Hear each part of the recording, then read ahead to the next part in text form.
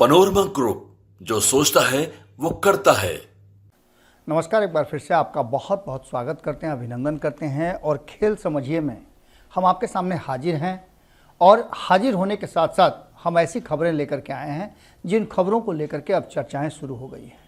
5 राज्यों में विधानसभा के चुनाव चल रहे हैं, उसके परिणाम पर सबके निगाह टिकी हुई है।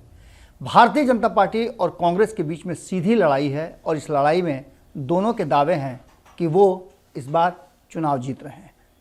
भारतीय जनता पार्टी का कहना यह है कि 5 राज्यों में उसकी सरकार बनेगी, तो दावा कांग्रेस का भी कमज़ोर नहीं है।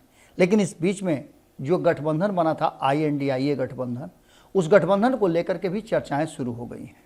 आने वाले 2024 के चुनाव की सुगबुगाहट तेज़ी से अपने दिशा में घूमनी शुरू हो गई है। चक्र घूम रहा है और इस चक्र में नीतीश कुमार की स्थिति क्या है, नीतीश कुमार के द्वारा जो गठबंधन बनाया गया था और जो वर्तमान में गठबंधन चल रहा है बिहार में, उसको लेकर के भी चर्चाएं शुरू हो गई हैं। ये सारी बातें इशारा कर रही हैं कि बिहार राजनीतिक रूप से पूरा महत्वपूर्ण फैसला लेने वाला है। अब आपको इसके आगे की बात बताते हैं। नीतीश कुमार के इस नए पैंतरे और जो उनका नया कहा जाए कि एंगल चेंज हुआ है, उस एंगल को लेकर के अब चर्चाएं शुरू हो गई हैं। और कहीं ना कहीं इस नीतीश कुमार के चेंज एंगल ने एक तरफ लालू प्रसाद का तो दूसरी तरफ नरेंद्र मोदी का, दोनों का फ्यूज उड़ा दिया है। अमित शाह भी परेशान है। आपको पता है कि अमित शाह 2 बार बिहार में आकर के तेल और पानी की बात करके नीतीश कुमार को छोड़ करके लालू प्रसाद पर हमला किए। लालू प्रसाद के यादव वोट बैंक पर एक बड़े कार्यक्रम करके ये दर्शाने की कोशिश की गई कि लालू प्रसाद के वोट बैंक पर सेंधमारी की जा रही है। इसके साथ साथ नीतीश कुमार इन सारी घटनाओं और सारी चीज़ों को देख रहे थे। इस बीच में आपको पता है कि 5 दिवसीय जो विधानमंडल का सत्र चला, उसमें भी बहुत सारी बातें हुई। एक तरफ जहां नीतीश कुमार ने जातीय गणना करके लालू प्रसाद को अपने साथ रखते हुए, तेजस्वी यादव को साथ रखते हुए, वाम दलों को साथ रखते हुए और इसके साथ साथ कांग्रेस को अपने गुड फेथ में रखते हुए जातीय गणना का रिपोर्ट सर्वे किया और इसके साथ साथ विधानमंडल के सत्र के दौरान आरक्षण के दायरे को भी बढ़ाने की सिफारिश कर दी। ये सारी बातें आपको पता है, लेकिन इस जातीय गणना के आंकड़े को लेकर के नीतीश कुमार ने ऐसा फंसा दिया है कि न भारतीय जनता पार्टी को निगलते और उगलते बन रहा है और न ही लालू प्रसाद को बन रहा है। भारतीय जनता पार्टी को यह समझ में नहीं आ रहा है कि वो कैसे इस वोट बैंक को साधे। और दूसरी तरफ लालू प्रसाद लगातार टारगेट हो रहे हैं कि यादव और MOI समीकरण वाले जो भी लोग हैं, यानी कि नीतीश कुमार के सामने और नीतीश कुमार के साथ जो आगे बढ़ने की और वोट बैंक को जोड़ने की कोशिश लालू प्रसाद ने की थी, नीतीश कुमार ने किया था, वो कामयाब होता हुआ नहीं दिखाई दे रहा है। नीतीश कुमार का वोट बैंक खिसक रहा है। तो वहीं आपको बता दें कि नीतीश कुमार का एक नया पैंतरा जो शुरू हुआ है, उसमें वो अपने पुराने लोगों से बातचीत का दायरा शुरू कर चुके हैं। हमने आपको खबरों में बताया था कि किस तरह से जब नीतीश कुमार को छोड़ करके कोई उनकी पार्टी जा रहा है तो नीतीश कुमार उससे मिलने या उससे बातचीत करने का सिलसिला शुरू कर रहे हैं। ऐसा ही कुछ सुनने में आया था कि RCP सिंह जब पार्टी छोड़ करके गए थे तो नीतीश कुमार को ये बात अच्छी नहीं लगी थी। हालांकि कहा यह जाता है कि इसके पीछे नीतीश कुमार का नहीं बल्कि ललन सिंह का हाथ था। नीतीश कुमार चुप रहे तो कहीं ना कहीं मुँह स्वीकार का लक्षण है और इस बात का RCP सिंह को भी लगा कि नीतीश कुमार ने इस तरह से क्यों किया। अब इसके आगे की कहानी आपको पता है कि उपेंद्र कुशवाहा बाहर गए। अब उपेंद्र कुशवाहा को लेकर के भी कहा यह जा रहा है कि उपेंद्र कुशवाहा से नीतीश कुमार की बातचीत हुई है। एक बार फिर से उपेंद्र कुशवाहा को ऑफर दिया गया है। हालांकि इन सारी बातों से इनकार करते हुए उपेंद्र कुशवाहा ने कहा है कि ऐसा कुछ भी नहीं है। उनकी टीम पूरी तरह से अलर्ट मोड में है और कह रही है कि नहीं, ऐसा कुछ भी नहीं है। अब इन बातों को कहाँ से लाया गया, किस तरह से उठाया गया, ये अलग बात है। लेकिन भारतीय जनता पार्टी के लिए और लालू प्रसाद के लिए, दोनों के लिए कहीं ना कहीं नीतीश कुमार अगर ऐसा सोच रहे हैं या इस तरह की कोई बात भीतर खाने में चल रही है तो काफ़ी संकट देने वाली है।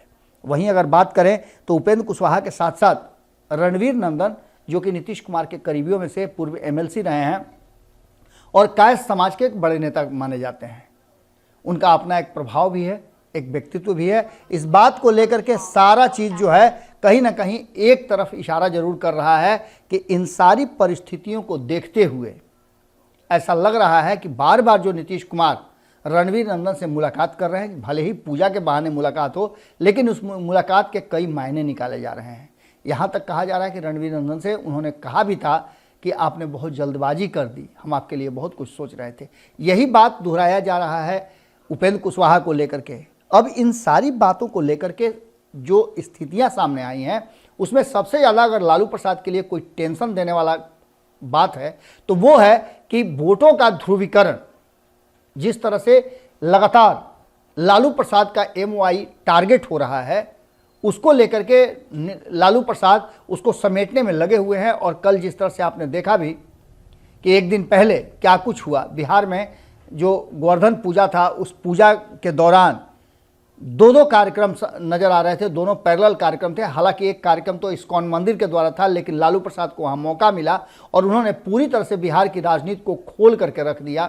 तो वहीं दूसरी तरफ आपको बता दें कि भारतीय जनता पार्टी ने इस बात को लेकर के कि आखिर आगे होगा क्या, ये सारी बातें लेकर के यादव वोट बैंक में सेंधमारी करने को लेकर के एक बड़ी रणनीति और योजना बनाई थी, जिसको कहीं ना कहीं देख करके ऐसा लग रहा था कि ये सब कुछ अपनी जगह से चल रहा है।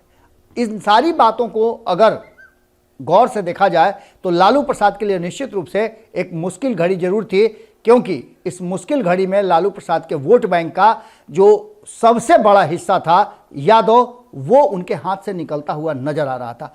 थोड़ा ही प्रतिशत सही, लेकिन अगर ये दाव लह गया भारतीय जनता पार्टी का तो लालू प्रसाद के लिए मुश्किल होगा। और ये नीतीश कुमार का वो दाव है जिसको लेकर के कहीं ना कहीं पूरी तरह से लालू प्रसाद अब पेशोपेश में पड़े हुए हैं। हालांकि इन सारी बातों को लेकर के अब तक तेजस्वी यादव लालू प्रसाद के साथ सब कुछ ठीक होने की बात कर रहे हैं, और इतना ही नहीं, उन्होंने लालू प्रसाद को अब तक रोक के रखा है। इसके बावजूद भी लालू प्रसाद बोलने से नहीं चूक पाए और लालू प्रसाद ने अपनी बातों को रख दिया। अब इन सारी बातों के साथ साथ जो वर्तमान परिस्थितियां, उसमें सीट शेयरिंग के समझौते को लेकर के भी कई तरह की बातें कही जा रही है।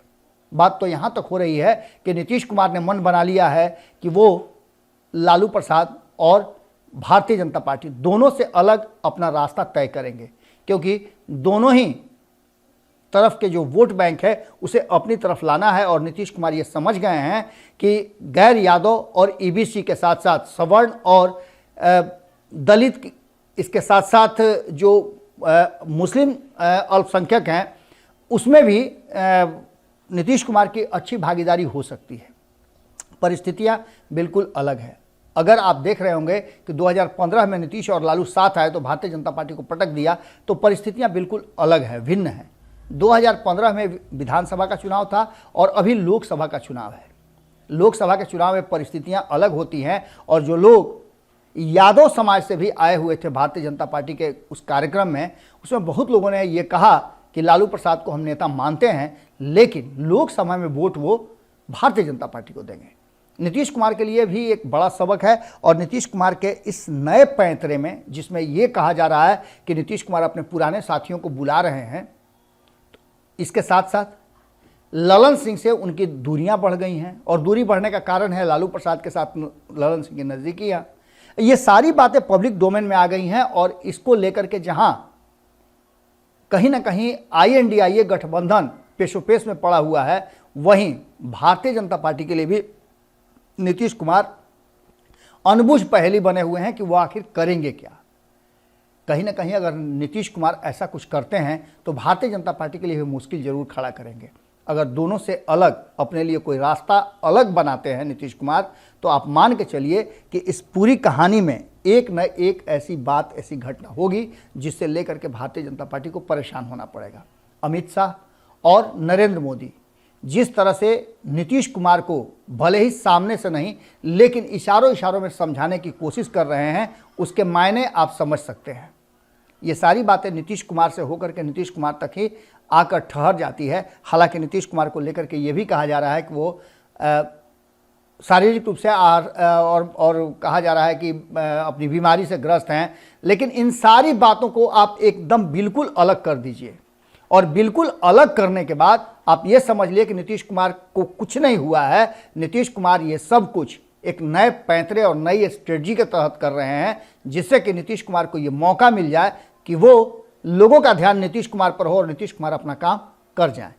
इन सारी बातों को लेकर के इतना तो मान के चलिए आप कि बिहार एक नया इतिहास लिखेगा और बहुत जल्द आपको इसमें परिवर्तन नजर आएगा। उपेंद्र कुशवाहा की बात कर लें या फिर रणवीर नंदन की बात करें, आरसीपी सिंह की बात कर लें या ईबीसी के नेताओं की बात कर लें, जो कहा यह जा रहा है कि इस इंतजार में हैं कि नीतीश कुमार का अंतिम फैसला क्या होता है। इन सारी बातों पर एक बात तो साफ नज़र आती है कि कहीं ना कहीं जो नीतीश कुमार ने अटैक किया जीतन राम मांझी पर, या फिर प्रजनन दर को लेकर के नीतीश कुमार ने जिस तरह से उसकी व्याख्या की, ये सारी बातें एक प्लानिंग के तहत बताई जा रही है कि हो रही है और इसको लेकर के नीतीश कुमार कोई नई स्ट्रेटजी बना रहे हैं। क्या है ये तो आने वाला वक्त बताएगा, लेकिन इतना तो मान के चलिए कि नीतीश कुमार इतना आसानी से समझे जाएं ऐसे नेता नहीं हैं। ऐसी स्थिति में निश्चित रूप से लालू के साथ साथ मोदी और शाह का भी फ्यूज उड़ जाए तो कोई बड़ी बात नहीं होगी। जुड़े रहिएगा भारत लाइव के साथ। खेल समझिए में हम आपसे यहीं विदा लेते हैं। बाकी की खबरें भारत लाइव पर जारी रहेंगे। पनोरमा ग्रुप, जो सोचता है वो करता है। अगर ये वीडियो पसंद आई और वह बिहार के राजनीति और बिहारियत से सरोकार रखेनी तो सब्सक्राइब बटन दबा के चैनल के सब्सक्राइब कर ली। ओजे एगो घंटी बा, ओकरा बटन दबा देला से कुल सटीक और मारक खबर रुआ मुफ्त में मिल जाई। अगर रुआ पत्रकारिता के हमनी के नया प्रयोग में सहयोग कर चाहतानी तो ज्वाइन बटन दबा दी। पेटीएम नंबर नोट कर ली 9386816700। धन्यवाद।